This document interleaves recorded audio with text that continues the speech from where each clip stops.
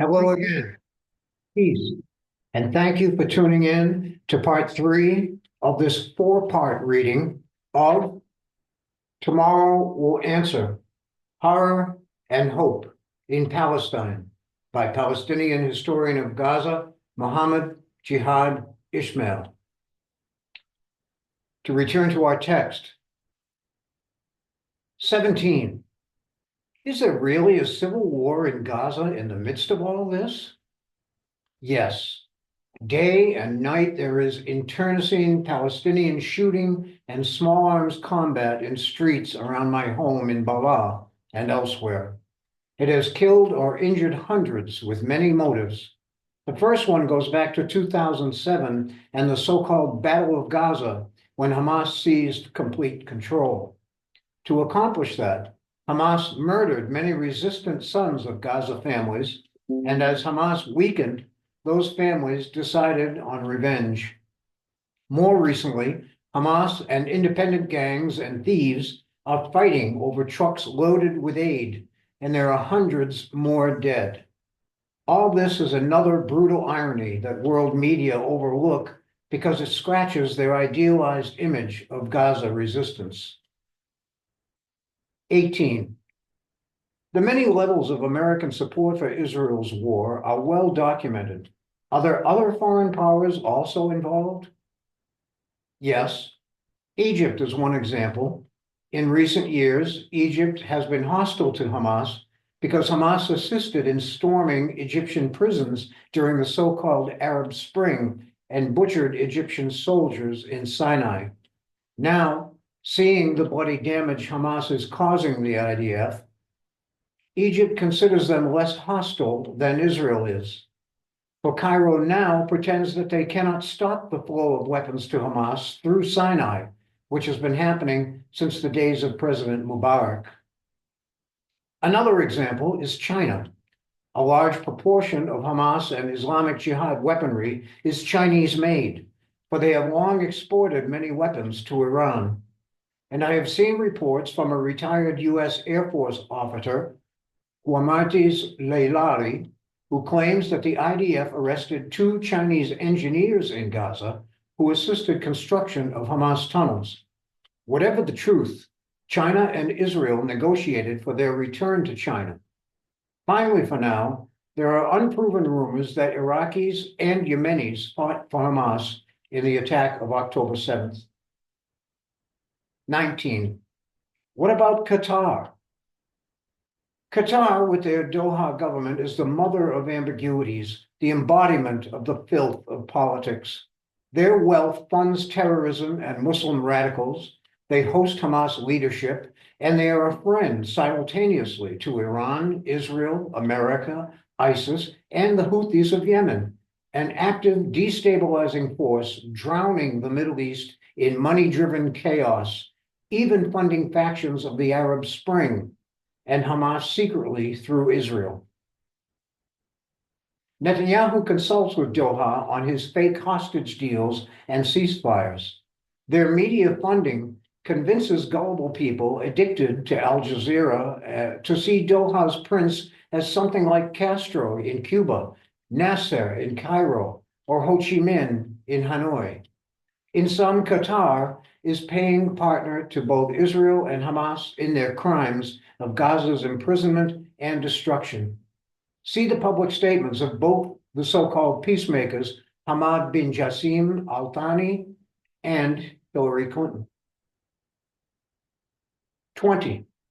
How do you think Israel's war on Gaza relates to 2 ambitious projects, the Gaza Marine Gas Field and the construction of a Ben Gurion Canal between the Red Sea and the Mediterranean? My first response is that wiping out Palestinian Gaza will do neither project any harm. This might explain speculations that each and both drive the war against us under the rubric of follow the money. In fact, as I said, Israel's central motive is exclusive possession of all Palestinian land. Hence, those are both after-the-fact developments, while strict maritime control will rob Lebanon as well. They are just more windfall benefits of Israel's war agenda. For us, however, Even a share of these gas fields would fuel the future of Gaza and Palestine. We get criticized for lack of development by the same people stealing our every resource. To grow, you need energy and materials, and both are 99% forbidden to us. Since the late 1990s, Gaza has had one secondhand power generation plant. We bought it from South Africa. We were lucky if we got 8 daily hours of electricity from its diesel fuel, and still 93% of our power depended on Israel. That was before this war. Now we run our home on 2 rechargeable but failing car batteries. I risk my life on each trip to recharge them and cannot imagine where that power comes from. Maybe there's a donkey harnessed somewhere to a turbine. It is important to note that maritime Greece is working quietly in the open with Israel for their share of the profits of our wholesale plunder. Their goal is a middleman's place among Israel's hopeful Mediterranean pipeline for selling our energy to Europe. Israel's hope is the exclusive southern capture of that market, which in turn received American help by the sabotage of the Nord Stream system's cheaper alternative. Gaza is the true crossroads of colonialist corruption. Such are the benefits also of a Ben Gurion canal, but this is an old Israeli middleman's dream, born of times when Egypt blockaded the Suez Canal against them. For all its costs, I doubt that its rewards will make it viable. And here we are again, perhaps, for the actual lay of the land. Its geography and sea levels speak against their dream. I can only say little Israel has a lot of wars to win before they can break much ground for it. 21. Also on these international aspects, do you think Hamas's October 7th attack aimed to hinder Saudi-Israeli normalization? As some say, it threatens to make justice in Palestine, once again, less of an issue? As a Palestinian, I think that argument forgets one thing. It was the Saudis who proposed the Arab Peace Initiative in 2002, and their central condition for it was establishment of a Palestinian state with the 1967 borders. Hamas knows this. The Saudis cannot easily abandon it, and Palestine has remained a world issue for decades till today. Indeed, normalization should be good for us, correct? I think global normalization is simply the future. If we do ask the always useful question of who benefits from disruption here, consider the land-obsessed fanatics now ruling Israel. Very possibly they have changed priorities. First, now, while US support lasts, and as they still think they can crush resistance, is to extinguish all hope for a Palestinian state. Its so-called justification would flow from an October 7th atrocity. After this war, Israel can somehow repair their Saudi relationship. The non-rhetorical term for this is murderously cynical. 22. Palestinian people are trapped between the US-supported IDF and Hamas with its Qassam Brigade and other forces. What do you think of each side's performance and their current conditions? I have to situate my answer in the personal, meaning that both sides have killed my younger only brother, my brother-in-law, and more of our relatives and dear friends. I see my demolished land.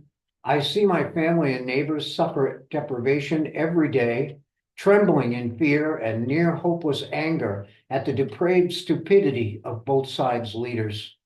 Those of Hamas think only violence will win them attention and even sympathy. Those of Israel think they can exterminate the idea of Palestine. If I can conceive a more realistic scenario with all my pain and my limitations, what is their excuse? Technically, I see that IDF soldiers are courageous warriors, very professional and well-trained, like their Shayatet 13 and Shaldag units. Ethically, by every international standard, they are an immoral army with a genocidal gang mentality, gleefully perverse and spiteful, traits schooled into them by ignorant, foolish leaders.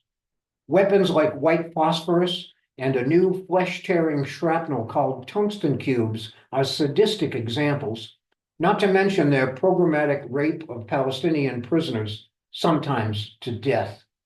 Still, the IDF suffers hundreds of deaths and thousands of injuries, plus a psychological toll affecting also their civilians, traumas equaled only in a place like World War II's Stalingrad. Yet Netanyahu insists they can win, as if every family in Israel must sacrifice, as his did with the death of his brother Yonatan. Of course, there was reasoning behind Hamas's October 7th attack, that only violence could refresh Gaza's resistance for ending our imprisonment, especially after the slaughters of 2018's peaceful efforts in which Hamas played no part. They too have fought with outstanding courage, strong training, discipline, such that I credit the well-supported disproofs of Israeli tales about their worst barbarities, meaning rape and the killing of babies. Yet I think that those delusionary hereafter promises made Qassam and other hardcore elements expect that October 7th would mean Palestinian liberation. So their attack was a one-way venture with a faulty plan for defense if they failed. Hence what we see: an amazing tunnel network to foil attacks by air and ground forces, including medical facilities and factories to make arms and to adapt captured weapons, even drones. But now those tunnels increasingly confine Hamas fighters unless they use us as shields. They have lost most of their best soldiers, their snipers and RPG shooters. Supplies are dwindling, many leaders are dead, and now they must deal with our civil war. All in all, it appears that their violence and their goals will fail not long before Israel's crumble too. 23. What has been your share of the daily human crisis now in Gaza? When people wonder, how can this be any worse? Others reply, do not ask, because tomorrow will answer. As Israel's attacks began with shelling, strafing, bombs, and rockets, we cowered in one room of our house in Balad. Our terrified children lost control of their urine, and one night, a chunk of shrapnel tore through a wall to land on the pillow between my wife's and son's heads. Somehow our house withstood the total destruction of our neighborhood, which killed hundreds of people.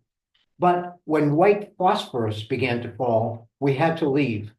So we walked south together among thousands of homeless, starving refugees and sheltered for 6 weeks in an UNRWA adapted school in Khan Yunis. But conditions were appalling. Every person looked pale and weak with anemia. Soon, with Israel's claims that each town in turn was a Hamas headquarters, we evacuated to Rafah and lived in a warren of plastic tents that absorbed heat and leaked in the rain. Mosquitoes, flies, rats, scorpions, snakes, and attacks by wild dogs were constant. So was the bombing, wherever the IDF told us to go. At last, we decided to live or die together back here in Balad, and our march was a 13-kilometer nightmare of dead bodies, mountains of uncollected garbage, open creeks of sewage water, and armed killer drones buzzing overhead. Every collapsed building smelled of decomposing flesh, including schools and hospitals. The counting of our Palestinian dead has hardly begun. One lucky meal per day, less clean water, and no medicines or hygienic supplies against disease and infection. Items of foreign aid, clearly labeled not for sale, we had to buy from Hamas and other profiteers, and most was rotten because Israel still delays it in miles-long queues of trucks. If the ruined American floating pier worked to feed us for about 20 days, their parachuted airdrops crushed dozens of people in their tents. Well, our experiences are only typical of Gaza's millions. And now that a new Israeli highway has cut Gaza in two, over 400,000 people are trapped in the northern half, where things are unimaginably worse. We go where they order us. They kill us anyway, and there is no place of safety or escape. Ladies and gentlemen, thank you. We hope you enjoyed and learned from part 3 in this 4-part series on Tomorrow Will Answer, Horror and Hope in Palestine. Muhammad deeply welcomes your comments and responses, and we hope you will finish with part 4, which is coming right up. Thank you, my friends. Peace through justice for everyone.